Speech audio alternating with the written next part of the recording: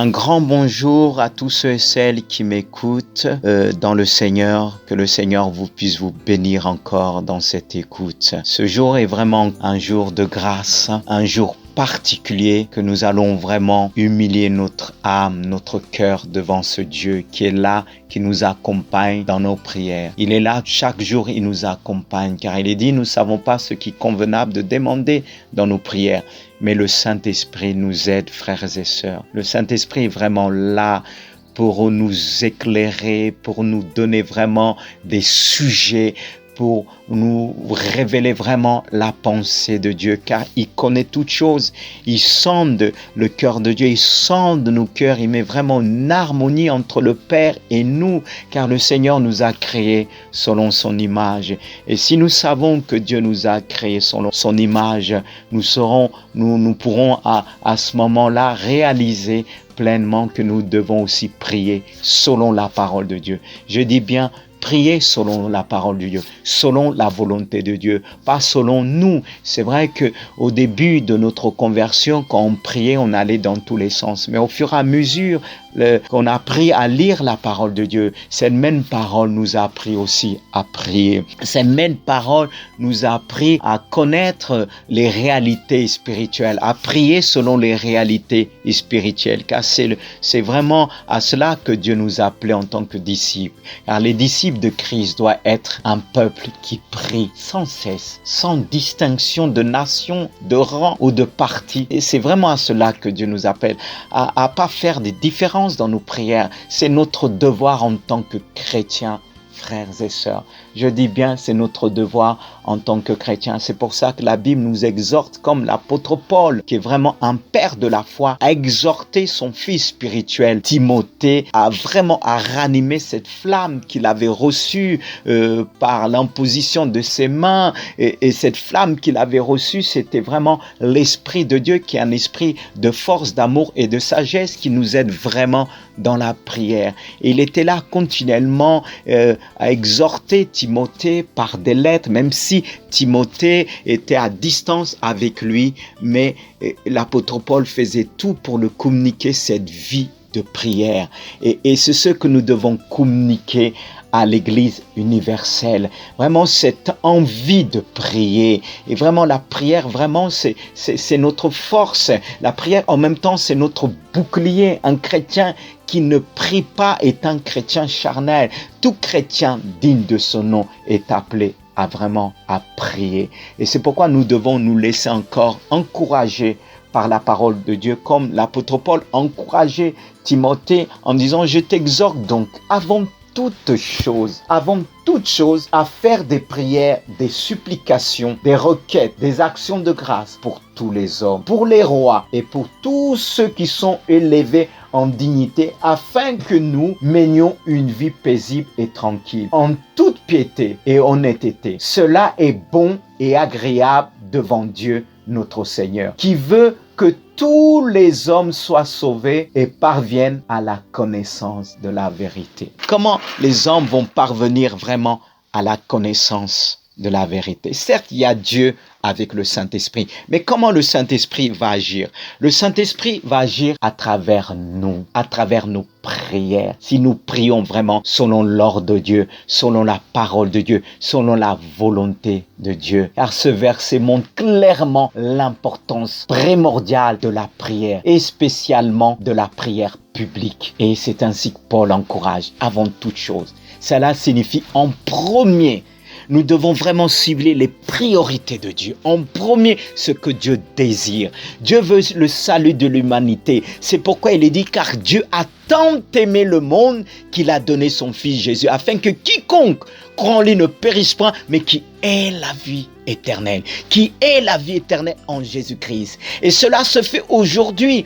À travers nos prières, le Saint-Esprit agit. Quand le Saint-Esprit trouve un cœur sincère, il ne peut que agir. Il ne peut que accomplir la volonté de Dieu qui veut que tous les hommes reçoivent son salut. Tous les êtres humains. C'est pourquoi Je disais, il s'agit concrètement ici de la prière publique pour les hommes, tous les êtres humains. Nous devons apprendre à voir devant nos yeux non seulement nos propres besoins, mais ceux du peuple de Dieu, mais aussi ceux de tous les hommes. Ici, la priorité de la prière est universelle. Tous les hommes y sont inclus, indépendamment de leur race, de leur nationalité, de leur origine ou de leur sexe. Dieu ne veut pas que nous restreignons nos prières. Il ne veut pas qu'elles soient restreintes, qu'on restreint nos prières. Mais la grâce de Dieu qui est apparue dans la personne du Seigneur Jésus ne peut pas être limitée à certaines personnes. Elle vit, je répète, toutes les nations. Mais est-ce que je suis conscient? Si je suis conscient, je pourrais que prier continuellement, sans cesse, pour tous les hommes. Pour tous les hommes selon l'image de Dieu. Que Dieu puisse nous aider vraiment à prier pour cela. Qu'est-ce qu'on remarque ici dans ce passage? C'est ce qui nous enseigne vraiment ces quatre prières. Ces quatre prières que l'apôtre Paul utilise. 4 mots différents pour la prière. Quelle richesse en parlant de la supplication. Nous sommes appelés à supplier Dieu, prier Dieu, à intercéder devant Dieu sans oublier les actions de grâce. C'est pourquoi, frères et sœurs, ce que nous allons faire en premier, nous allons supplier notre roi. Nous allons supplier notre Seigneur Jésus-Christ qui est là devant nous, celui qui nous entend. Car il est dit qu'un malheureux crie, l'Éternel entend, il le délivre de toute détresse. Alors nous allons supplier Dieu. Mais permettez-moi de vous dire, comme nous le savons, la supplication est une prière instante. Elle concerne des nécessités, bien-aimés de Dieu. Des nécessités que nous devons vraiment déposer devant Dieu, celui qui nous écoute. Il est celui qui nous écoute. Il est celui qui nous entend. Sans oublier des détresses spéciales. C'est un appel pressant à Dieu dans une situation concrète de détresse. Et aujourd'hui, autour de nous, nous voyons des hommes et des femmes qui sont en détresse. Le monde est en détresse. Et il y a les douleurs de l'enfantement. Le monde est dans les douleurs de l'enfance, frères et sœurs. Et cette prière de supplication n'est pas simplement personnelle seulement, mais aussi elle est collective.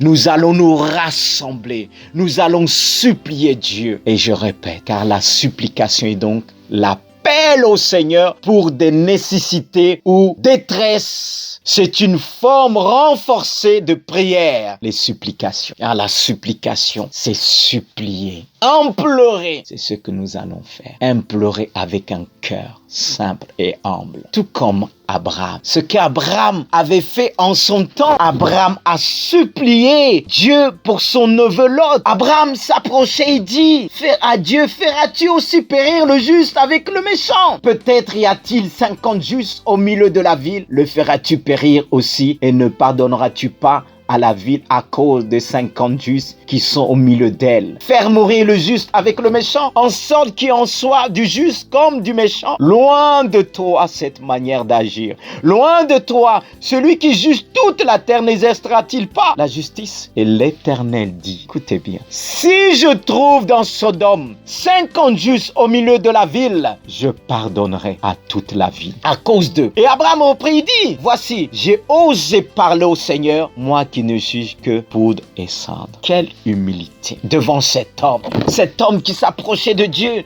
sans aucun mérite. Il a réalisé que c'était vraiment une grâce d'adresser Dieu, de demander à Dieu, parce que Dieu lui a permis. Et aujourd'hui, Dieu nous a permis de le supplier. Nous allons le supplier, implorer sa grâce pour notre nation, pour notre gouvernement, pour notre président, pour notre ministre, sans oublier ses ministres. Bien-aimé de Dieu. Alors, comme Abraham a fait, on doit s'approcher de lui avec un cœur sincère et en même temps élever nos mains pures vers le ciel. Car comme cet homme pouvait dire, d'où me viendra le secours? Le secours me vient de l'Éternel, qui a fait les cieux et la terre. Et il ne permettra pas que tu chancelles. Et on va prier, prions ensemble, supplions notre Dieu, ô Père.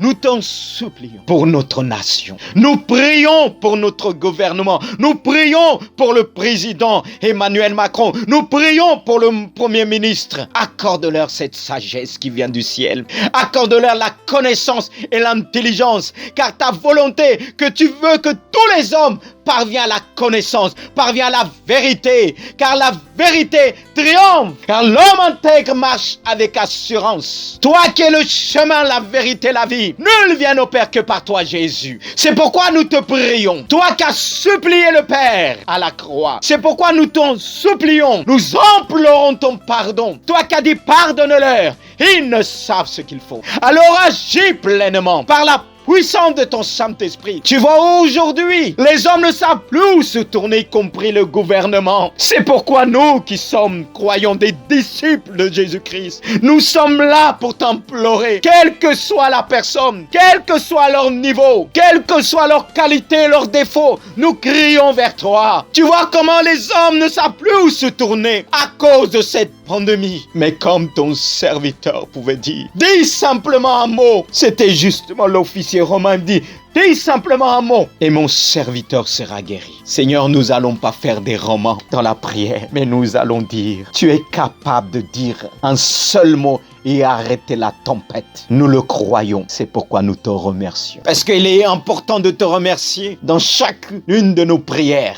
Oui, je te remercie. Et merci pour ces prières qui nous enseignent. Seigneur, nous ne voulons pas simplement te supplier, mais te parler. Car nous savons que la prière désigne aussi en général le fait que des hommes parlent avec leur Dieu. Cela signifie aussi que prier est tout simplement s'approcher de toi. S'approcher de Dieu avec des demandes précises. Et c'est ce que nous voulons t'exposer, te prier. Car nous savons aussi que la prière et les supplications sont étroitement liées. Nous allons continuer à t'implorer, mais aussi en même temps te parler avec un cœur.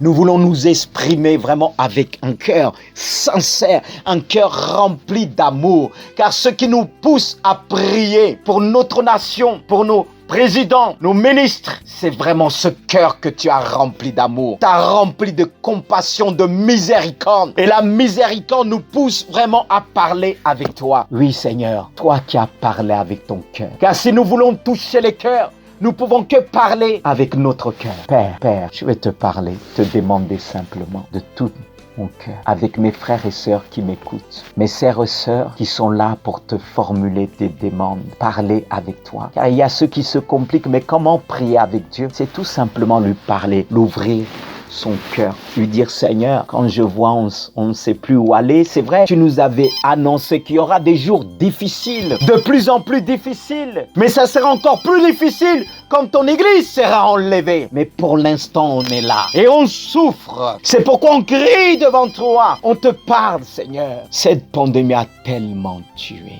ravagé, enlevé de vie, enlevé ceux qui ne te connaissent pas encore. Parce que nous savons partir sans Jésus-Christ dans le cœur. C'est dans les nez. C'est pourquoi nous te prions pour ceux qui restent, pour ceux que la maladie n'a pas pu enlever. Je te prie pour tous ceux et celles qui ne te connaissent pas, oh Père, je te demande. Je dialogue, c'est un dialogue avec toi. Et dans ce dialogue, ce que je désire que tu puisses nous répondre. Parce que le dialogue ne dépend pas simplement d'une personne, mais aussi de celui qui écoute. Et tu es celui qui écoute attentivement. Et tu aimes entendre tes enfants qui s'approchent de toi pour te parler simplement avec un cœur sincère. Seigneur, nous ne savons pas ce que nous devons faire. On est dépassés nous-mêmes. Il n'y a pas simplement ces ministres, le président, mais nous-mêmes. Parfois, on n'ose pas proposer nos services. Car qui dit confinement ne dit pas aussi être enfermé d'esprit. Pour moi, le confinement, c'est vraiment une pause qui nous emmène à la réflexion. Le confinement, pour moi, n'est pas une prison, mais le confinement, pour moi, est devenu un lieu de réflexion, un lieu de prière. C'est pourquoi je te dis merci pour ce que tu as permis. Parce qu'il y a ceux et celles qui ne savent pas quoi faire. Ils tournent en rond. Mais pour nous, les disciples de Jésus, tu nous emmènes à réaliser que nous devons utiliser le confinement pour chercher ta face. C'est pourquoi nous te disons merci. Merci, merci pour ce dialogue. Merci Jésus-Christ, parce que aussi tu nous parles par le Saint-Esprit. Merci, parce que je sais que tu vas continuer à nous parler, à diriger, à conduire. Alors merci Seigneur. Frères et sœurs, Dieu nous amène aussi à intercéder. Dans l'intercession, nous ne pensons pas que à nous. Dans l'intercession, oui. Mais aussi aux autres. Nous demandons pour d'autres. Souvent, nous concentrons tellement sur nos propres intérêts que nous laissons en arrière les nécessités des autres. Une telle prière ne peut pas plaire à Dieu. Mais celle qui est agréable à Dieu, c'est cette prière qui pense aux autres, le salut des autres est utile devant Dieu, la prière d'intercession. Et quand Dieu voit un homme qui pense plus aux autres, que parfois il s'oublie, qui pense à Dieu, qui intercède, tout comme Moïse. Mais notre meilleur intercesseur, c'est Jésus-Christ à la croix. Il n'a pas regardé à lui. On a craché sur Jésus pour le freiner, pour le pousser à la tentation, pour le pousser à la haine, pour le pousser à la vengeance. Mais il est resté tel qu'il était venu du ciel par le Saint-Esprit. C'est vrai qu'il a pris la nature d'un homme, le corps d'un homme. Il avait toutes les faiblesses de l'homme, mais il n'a pas péché. Il avait toutes les faiblesses de riposter, d'agir selon nous aujourd'hui. Mais il a regardé l'humanité et il a dit au Père, ils ne savent ce qu'ils font. Est-ce qu'on ne savait pas ce qu'on faisait? Est-ce qu'on ne sait pas ce qu'on fait? Mais l'amour a poussé, a prié, la compassion, la miséricorde, malgré la souffrance, qui peut intercéder en faveur des autres devant telle souffrance, tel abandon. Les hommes l'ont rejeté, mais il a dit pardonne, pardonne, pardonne. Ils ne savent ce qu'ils font. C'est vraiment l'intercession. Il prend pour les autres, il paye pour les autres, il a payé pour l'humanité. C'est pourquoi nous prions que ce que Dieu a mis devant, qu'ils deviennent des vrais intercesseurs, qui se donnent pour les autres, qui prient pour le peuple. Dieu est capable de faire ça. Prions pour nous, notre président, sans oublier notre maire dans cette ville de Gisors. Dieu est capable, par le Saint-Esprit, d'époser cette qualité, cet attribut spirituel qui vient de Dieu. La compassion qui s'exprime par la prière d'intercession. La miséricorde qui s'exprime par la prière d'intercession. Alors, Seigneur mon Dieu, entends-nous crier, car un malheureux crie. L'Éternel, tu entends et tu le délivres de toute détresse. Seigneur, nous voulons vraiment mener une vie paisible et tranquille selon toi.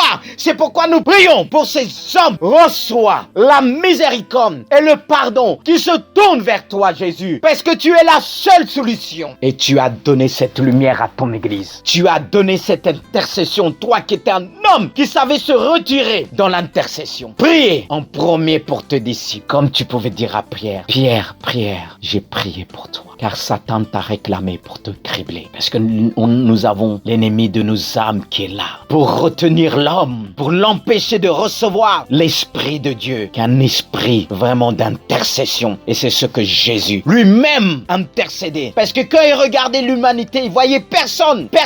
C'est pourquoi il a envoyé son Fils pour intercéder pour nous. Et il l'a fait à la croix pleinement. C'est pourquoi nous voulons vraiment le remercier. D'où cette prière d'action de grâce. Les actions de grâce sont des remerciements adressés à Dieu. Il ne s'agit pas simplement d'exprimer des paroles de gratitude, mais aussi de poser des actes de reconnaissance envers Dieu, ainsi pour tous les hommes. Et la prière est vraiment un acte que nous pouvons poser devant les hommes, parce qu'il doit entendre des hommes et des femmes, l'Église qui prie. C'est pourquoi nous posons des actes. Maintenant, cette attitude intérieure du croyant qui est la confiance que son Père Céleste lui donnera tout ce dont il a besoin. Et nous disons merci d'avance. Frères et sœurs, l'action de grâce ne doit pas manquer dans aucune prière. Et vous avez senti dans chaque prière que nous avons entamée, nous avons pris le temps de remercier Dieu. Alors, beaucoup de gens ne sont pas reconnaissants. Les chrétiens, au contraire, doivent